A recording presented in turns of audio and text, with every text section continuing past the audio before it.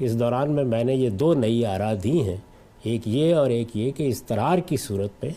آپ on line جماعت کا اہتمام کر سکتے ہیں، اس میں بھی آپ دیکھیں اسی طرح کا رد عمل ہوا ہے، تو ذرا زمانے کو کچھ اور کروٹیں لینے دیجئے۔ سروگیٹ مدر کا تصور کیا ہے اور فقہائے اسلام کے نزدیک اس کا حکم کیا ہے؟ بسم اللہ الرحمن الرحیم۔ معزز سامعین، یہ جو سوال میرے عزیز نے کیا ہے بڑا حساس، بڑا سینسیٹیو اور کمپلیکیٹڈ ہے، اور اس کو سمجھنے کے لیے پہلے تو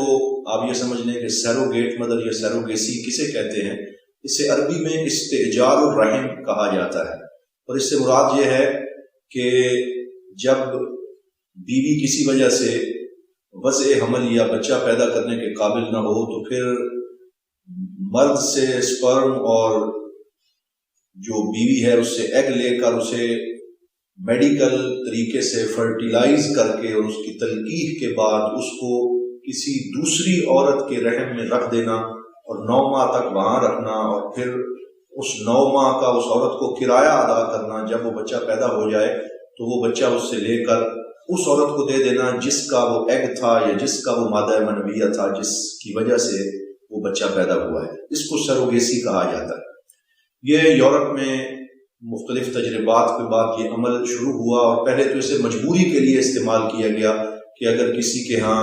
بچہ پیدا نہیں ہو سکتا کسی وجہ سے، اس کے ہاں کوئی مسئلہ ہے، تو پھر کسی دوسری عورت کے رحم کو رینٹ کرتے ہوئے ایک بچہ حاصل کرنا۔ لیکن بعد میں شوقیہ طور پہ بھی یورپ میں یہ عمل شروع ہو گیا کہ کوئی عورت جو ہے وہ سلم اور سمارٹ رہنا چاہتی ہے اور وہ 9 ماہ کی یہ مشقت برداشت نہیں کرنا چاہتی، تو کسی اور عورت کو پیسے دے کر اور پھر ایک تجارت کرتے ہوئے اس سے اس بچے کو حاصل کرنا، کہ مشقت کوئی اور برداشت کرے، 9 ماہ کی تکلیف کوئی اور برداشت کرے، وضع حمل کی تکلیف سے کوئی اور گزرے، اور وہ بچہ کوئی اور لے کر جو ہے اس کو اپنا بیٹا قرار دے، اور 2 مائیں اس کی بن جاتی ہیں۔ ایک بیولوجیکل مدر ہوتی ہے اور ایک الٹرنیٹو مدر ہوتی ہے جسے الام البدیلہ عربی میں کہا جاتا ہے۔ جاوید غامدی صاحب نے اس کے جواز کا قول کیا ہے، اور اس پہ ان کا ویڈیو بھی یوٹیوب پہ موجود ہے، اور وہ اس بات پہ بڑا فخر کرتے ہیں کہ آن لائن نماز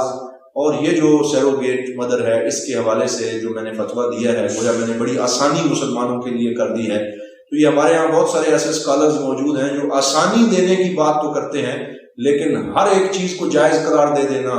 اور یورپ کے پیچھے چلتے ہوئے ہر چیز کے لیے نرم گوشے پیدا کرنا، یہ درست عمل نہیں ہے، بلکہ ضروری ہے کہ شریعت کے اصولوں کو دیکھا جائے اور قرآن و سنت کی نصوص کا جائزہ لیتے ہوئے پھر کسی چیز کے جواز یا عدم جواز کا قول کیا جائے۔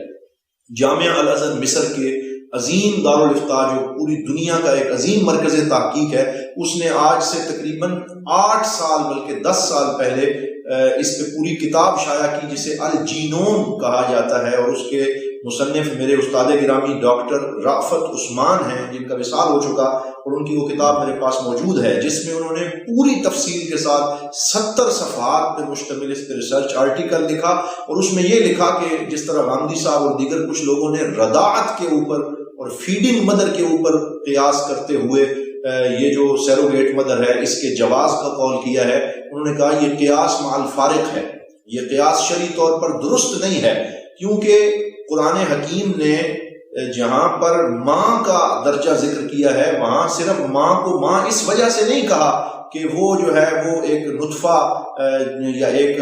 جو ہے وہ پانی کا قطرہ اس کے وجود سے نکلتا ہے تو وہ ماں بنتی ہے، بلکہ ماں بنتی ہے وہ 9 ماہ کی تکلیفیں برداشت کر کے، ماں بنتی ہے بیٹے کو اپنے خون سے سینچ کر، ماں بنتی ہے کہ جب 9 ماہ وہ بیٹا جو ہے وہ اس کے پیٹ میں رہ کر اس کے وجود سے غذا حاصل کرتا ہے تو پھر وہ ماں بنتی ہے۔ اللہ رب العزت نے قرآن میں ارشاد فرمایا حملتہ امہ کرہا ووضعتہ کرہا، کہ اس کی ماں نے بڑی تکلیف کے عالم میں اس کے ساتھ وہ پریگننٹ ہوئی، ووضعتہ کرہا، بڑی تکلیف کے عالم میں اس نے اس کو جنم دیا، پھر اسے ماں کا درجہ ملا۔ ایک آیت میں ارشاد فرمایا حملتہ امہ وہنا علی وہن وفصالہ فی عامین، کہ اس کی ماں نے اس کو جنم دیا بڑی کمزوری برداشت کرتے ہوئے، تو یہاں قرآن نے اسی کو ماں قرار دیا جس کا وہ نطفہ ہے اور جس کے پیٹ میں 9 ماہ تک وہ بیٹا جو ہے وہ پیدا ہوا ہے۔ لہٰذا اس کو اس طریقے سے جائز قرار دینا اور بلڈ ڈونیشن اور جو اعضاء کی پیوندکاری ہے یا اعضاء کی ڈونیشن ہے یا رضاعت کے اوپر قیاس کرتے ہوئے اس کے جواز کا قول کرنا یہ شرعی طور پر درست نہیں ہے. اور جامعہ الازہر مصر، المجمع الفقہی الکویتی اور اس سعودی عرب کا جو بڑا افتاء کی کونسل ہے، سارے اس بات پہ متفق ہیں اور اس پہ بہت زیادہ ریسرچ آرٹیکلز عربی زبان میں انگلش میں موجود ہیں جن میں انہوں نے یہ ثابت کیا ہے کہ یہ عمل درست نہیں ہے. اس سے کون کون سے مفاسد سامنے آتے ہیں؟ بچوں کی تجارت شروع ہو سکتی ہے کہ کوئی بھی عورت جو ہے وہ اپنے جسم کو خرید و فروخت کی کموڈیٹی بنا کر وہ اپنے رحم کی نعوذ باللہ بولی لگا دے کہ آؤ ٹھیک ہے میں 9 ماہ کے لیے اپنے وجود کو پیش کرتی ہوں اور اس کے میں اتنے پیسے لوں گی، اور اس طریقے سے بچوں خرید و فروخت نعوذ باللہ شروع ہو سکتی ہے. اس کی وجہ سے اختلاط فی الانساب یعنی نسب کے اندر جو ہے وہ مکس اپ ہونے کا اندیشہ ہے. اسی وجہ سے فقہاء نے لکھا کہ یحتاط فی الابداع ما لا یحتاط فی غیرہ، کہ ابداع یعنی رحم اور ولادت کے معاملات میں وہ احتیاط کی جاتی ہے شریعت میں جو دیگر معاملات میں نہیں کی جاتی. یہ کوئی عام سی بات نہیں ہے، بلکہ اس پہ انسان کا نسب چلنا ہوتا ہے اور اس کی شرافت، اس کی نجابت، اس کی نفاست کا دار و مدار یہ ہے کہ وہ کس ماں کا بیٹا ہے. تو جب 2 مائیں ہوں گی، ایک ماں وہ کہ جس نے صرف جو ہے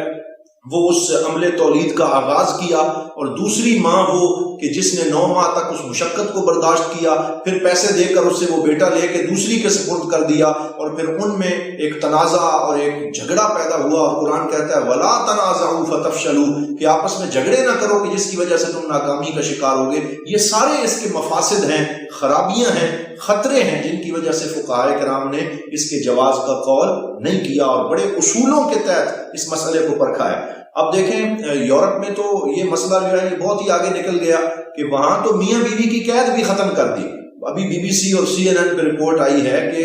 امریکہ کے اندر کیلیفورنیا میں ایک ایسا بیٹا پیدا ہوا ہے کہ ماں نے اپنے بیٹے کے لیے اپنے پوتے کو جنم دیا. نعوذ باللہ ثم نعوذ باللہ. یعنی جو ماں ہے اس کے بیٹے کی اولاد نہیں ہو رہی تھی تو نعوذ باللہ جو فرٹیلائز کیا گیا ایگ اور سپرم کو وہ بیوی نہیں تھی اس کی، بلکہ وہ گے تھے نعوذ باللہ. اور پھر وہ ایک لڑکا جو ہے اس کی بہن سے نعوذ باللہ وہ مادہ لے کر اور پھر اس کی ماں کے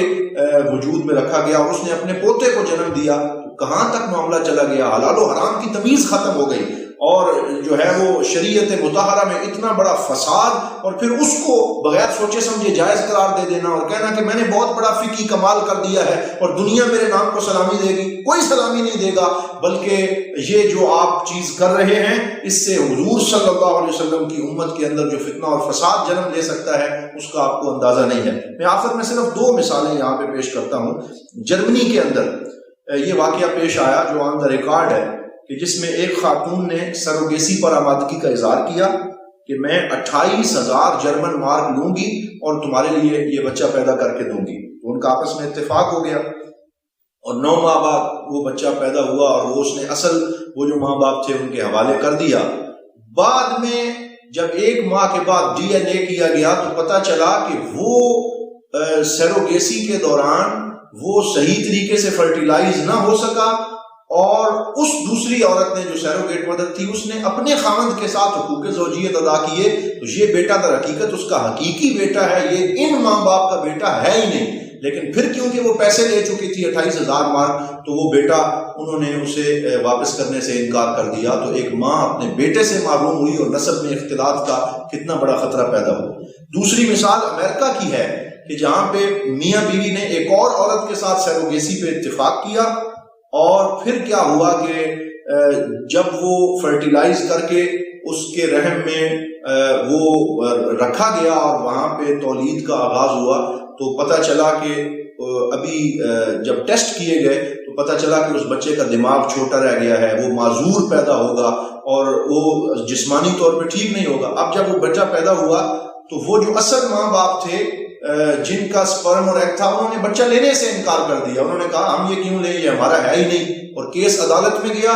اور عدالت نے فیصلہ کیا کہ جو باپ ہے جس نے کرائے پہ یہ معاملہ کیا تھا وہ اس بچے کو اون کرے اور اس کو اپنے گھر میں لے کے آئے. لیکن اس باپ نے اس بچے کو یتیم خانے کے حوالے کر دیا اور اس کو دھکے دینے کے لیے چھوڑ دیا. اور کتنا بڑا ایک معاشرتی المیہ تھا جس نے جنم لیا. تو یہ سارے اس میں خطرات ہیں. اس لیے اللہ رب العزت نے قرآن کریم میں واضح طور پہ ارشاد فرمایا کہ للہ ما فی السماوات والارض یخلق ما یشاء یہب لمن یشاء اناسا ویہب لمن یشاء الذکور او یزوجہم ذکرانا واناسا ویجعل من یشاء عقیما، کہ اللہ تعالیٰ کی بادشاہی ہے، یہ پیدائش کے سارے معاملات اللہ نے اپنے ہاتھ میں رکھے ہوئے ہیں، تم تخلیق میں دخل نہ دو، بلکہ اللہ تعالیٰ جسے چاہتا ہے بیٹیاں دیتا ہے، جسے چاہتا ہے بیٹے دیتا ہے، جسے چاہتا ہے بیٹیاں اور بیٹے دونوں دیتا ہے، اور جسے چاہتا ہے بانجھ بنا دیتا ہے۔ یہ اللہ کے فیصلے ہیں، ان میں تم ٹانگ نہ اڑاؤ وگرنہ تمہارے لیے یہ اچھا نہیں ہوگا۔ اللہ رب العزت ہمیں تمام معاملات میں شریعت کی صحیح اور کامل